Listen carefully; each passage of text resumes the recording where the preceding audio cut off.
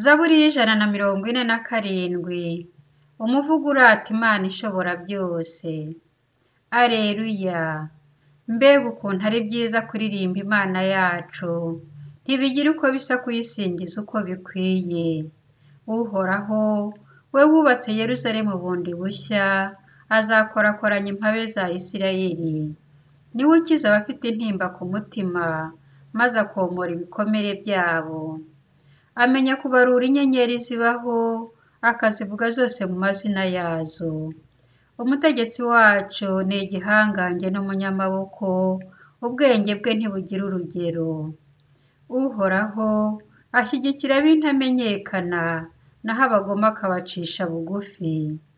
Nimuhanikire Uhoraho indirimbo imushimagiza, mucurangire Imana yacu umurya w'inanga, utera ibicu kubudika ku ijuru, agategurira ubutaka imvura, akameza ubwatsi ku misozi, n'ibimera bifitiye abantu akamaro.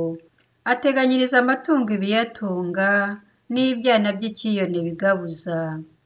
Imbaraga z'ifarasi si zo zimushimisha, n'imfundiko z'uwiruka si zo yitaho, ahubwo Uhoraho anyurwa n'abamwubaha, akanezerezwa n'abiringira impuhwe ze.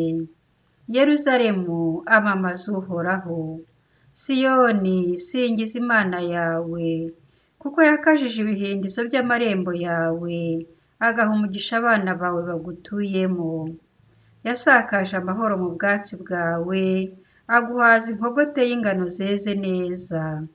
Yohereza amategeko ye ku isi, ijambo rye rikihuta bitangaje. Anyanyagiza umurama w'urubura, ukagira ngo ni ibizingo by'ubwoya bw'intama. Agasanzagiza ikime cy'inyababa, ukaba wagira ngo ni ivu. Urubura arujugunyanga nk'utuvungukira, ntihagire uwihanganira ubwo bukonje. Ubundi yabitegeka, bigahita bishonga, agahuhisha umuyaga we, amazi agatemba.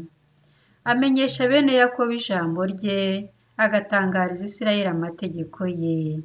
Nta yandi mahanga yigeze agenzereza atyo, ngo ayamenyeshe amateka ye.